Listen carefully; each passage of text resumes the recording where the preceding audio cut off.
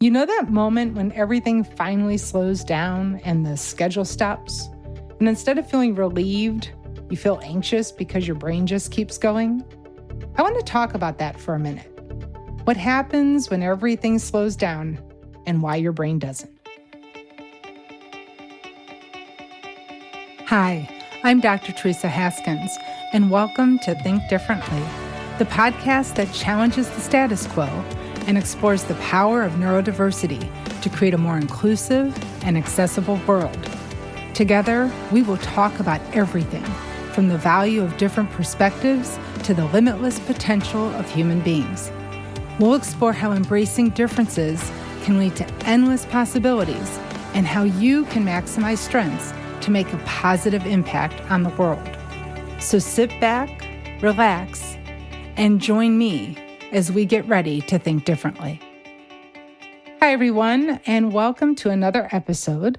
Today, I want to chat with all of you about the phenomenon and feeling of when your hectic schedule finally stops and your brain doesn't. I'm sitting in this moment right now in so many areas of my life.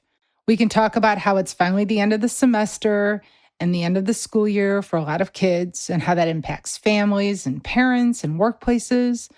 It's like where everything's been building up and you're grading and there's deadlines and decisions and graduations, and it reaches this point, this precipice, climax, and it's all supposed to be over. And we all can't wait for it to be over, where we can take this break and step back and get more time to ourselves. And there's this expectation that comes with that when you get through it all, you're going to feel this sense of relief. You can kind of just kick back, be yourself, exhale, and just be done for a minute. And we all look forward to it. It's kind of like, oh my God, I can't wait to take a vacation. I want a break. And then the interesting thing is the activity stops, but if you've been in constant go mode, anxiety mode, pressure mode, deadline mode, and the schedule just disappears and demands go away, your brain doesn't recalibrate as quickly as the schedule did. And I think when you've been operating at that go, go, go level for so long, you're keeping track of everything. You're holding things together. You're managing what needs to be done. You know your role, you know the expectations, and even if it's demanding and tiring, your brain doesn't stop just because the calendar says it's allowed to. It keeps going. It keeps searching and seeking for responsibilities and threats and actions and the next thing that needs to be done and the next thing. And I don't think we talk about that part enough, especially for my ADHD friends, where executive functioning becomes the schedule and the procrastination push and the drive. And then you're like, I cannot wait for this continuous roller coaster to be over. And then you take a break and you get off the roller coaster and your brain is still bracing for impact. Some people may call that burnout. Some of us say it's just needing a break, but I don't think we really talk about what it feels like when our structure, our routine, everything that's been holding us together just suddenly isn't there anymore. And for a lot of people, especially neurodistinct people like me, structure isn't the problem. Having structure and routine and the checkpoints and the requirements and the schedule actually helps make everything work. And when you take away the requirements in the schedule, at first it does feel like freedom. Like I don't have to be anywhere at 2 a.m. and I can sleep when I want. But when it first goes away, it doesn't always feel like freedom. I mean, it might feel good for a day or two, but then you start to feel a little untethered. And that can show up in so many ways that don't always make sense at first. The first thing that happens is you have some downtime. You don't really know what to do with yourself. And then for whatever reason, you start going back over things that are already done. They don't even matter right now. The class has ended, you submitted the paper, the job is over, and for whatever reason, you start replaying conversations and decisions and interactions. It's like your brain is trying to process something that technically doesn't need to be processed anymore. So there's this feeling of restlessness, like you should be doing something because you're used to always having to do something. But there's nothing urgent in front of you, just that concept of time that's starting to feel uncomfortable. You know you're exhausted. You know you need a break, and so you get the break. But you can't fully settle into it because your mind is still constantly scanning and active. And there's this tension because both things are true at the same time. You need the break, and the lack of structure is making you spin out a little. And what makes this harder is there's this narrative you're taught to believe that once everything is over, you're going to feel better. You're going to feel lighter and clearer. And so because we believe that when the pressure stops, we're supposed to feel better, and then you don't, an ADHD mind will start to question things like, something's off. Why am I not feeling better? I'm supposed to feel better. Things are calming down and I'm feeling more anxiety. I have space and I'm anxious. But the truth is, there's nothing wrong with you in that moment. Your brain just hasn't caught up to the new cadence yet, because brains are built off of patterns. And your whole life for the last 3, 4 months, years, whatever the case is, was built on a schedule and a routine. And we have just disrupted the schedule and routine.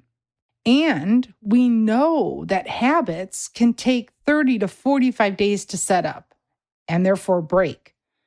You don't just stop a routine and think you're going to feel good about it, because you won't. So instead of thinking about it as I should be resting and I'm not doing it right, it might be more helpful to think about what your brain actually needs in this time and space. And the image I keep coming back to, an analogy, is scuba diving. If you've been underwater, under pressure for a long time, you cannot just rocket back up to the surface. You'll get what they call the bends. Decompression sickness happens when you surface too fast, when the pressure drops too quickly for your body to adjust. And the treatment isn't to push through it. The treatment is a decompression chamber, a controlled, intentional, graduated return to normal pressure. That's what this is. When you have a high schedule that just ends abruptly, your nervous system needs help from going from high octane to nothing. You don't go from maximum pressure to zero pressure and expect to feel fine.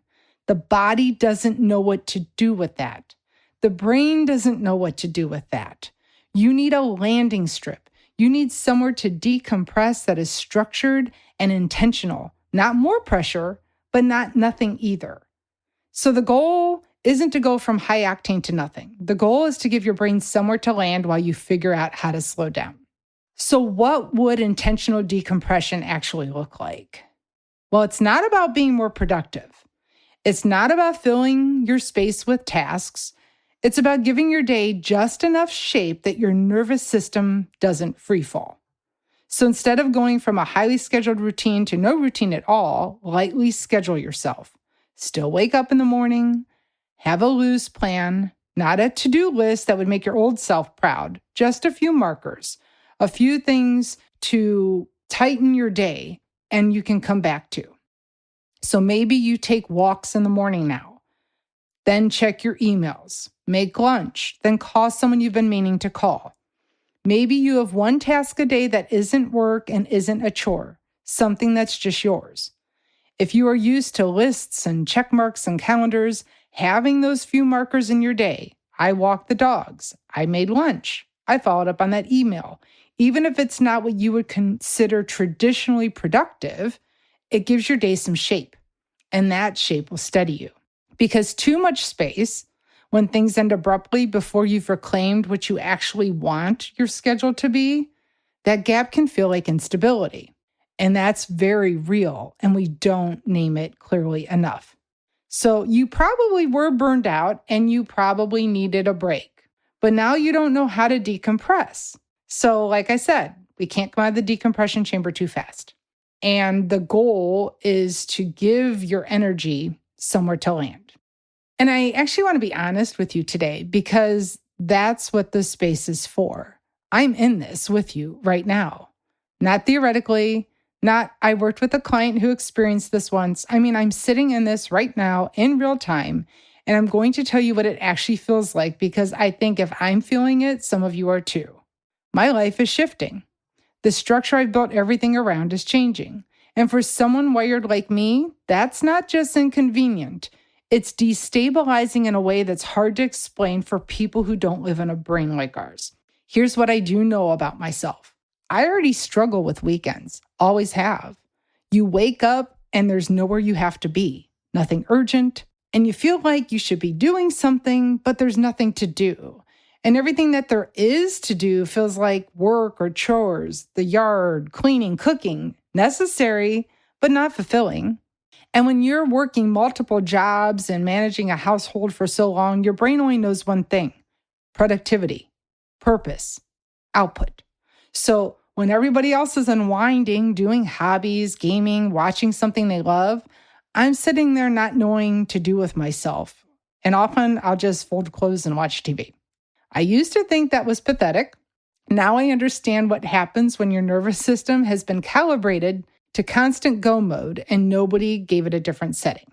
And it's not just my work. I have a neurodivergent household. My kids are in college and they live at home.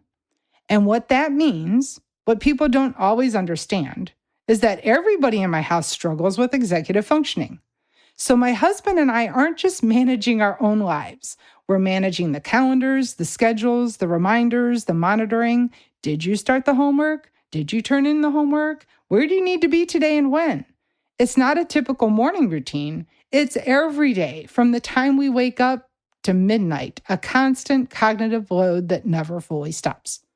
So when I say my structure is shifting, I don't just mean my calendar looks different. I mean the scaffolding that holds an entire house together is shifting, and it's changing due to many reasons and seasons. And I know what's happening to me. I can name it. I've literally recorded episodes about it, like the one I'm talking to you about now. And knowing it doesn't make it less hard. It doesn't make you immune to how it feels. But here's what I keep coming back to. Naming it is the first act of decompressing with intention instead of just spinning out. Knowing I need some sort of structure or a plan means I can start building one, even a small one, even just for today. And that's where I'm starting. The thing to remember is that the decompression chamber isn't a waiting room. It's a process. It's easy to experience it that way, like you're just suspended between what was and what's next, killing time, waiting to be allowed back into your real life, waiting to be productive enough, accomplished enough, useful enough to deserve to be here. But that's not what this is. And when we think about what we want on the other side, and you're sitting with that question, you want to feel present. You want to feel not halfway there. You don't want to have to keep running mental task lists all the time. You want to feel accomplished at the end of the day. Not because you cleared off 100 things, but because you did something that mattered, even something small. This is something my own kids struggle with too. And so one of the things that I try to help them focus on, and you as well, is that maybe most of all, we need to stop wrapping our entire value in what we produce. Because that's what we're taught, right? Your worth is your output, your hustle, your highlight reel. And social media is not helping you because it shows us the wins, the launches, the perfectly curated moments of people thriving. It rarely shows us someone just getting through a hard day, shifting after a schedule disruption, keeping a household together, showing up for their kids when they're exhausted, making dinner, folding the laundry, getting to midnight and still standing. But that counts and has always counted. And I think one of the things this transition is forcing me to figure out is that we have to practice as much as what we teach, not just help others through it, but help ourselves and our families through it as well. So if you're in a transition right now, if your structure just got pulled out from under you, or you were getting ready for your next big moment in life, many of you are graduating from high school and going to college, or graduating from college and getting your first new job, or maybe you're just changing careers. If you're folding laundry and watching TV and wondering why you can't relax like a normal person, you are being very normal. You're decompressing. You're not broken. And on the other side of all of this, there might be something you've never quite let yourself have. A life that feels fully like yours, of your choosing. And I'll see you there. Thank you for listening to this episode of Think Differently. I hope you found our discussion today insightful and thought-provoking. I want to thank AudioWorks Studios for their exceptional production and recording support. Without their expertise and dedication, this podcast would not be possible. If you enjoyed this episode, we encourage you to share it with others. Your support helps us to reach new audiences and promote neurodiversity in our world.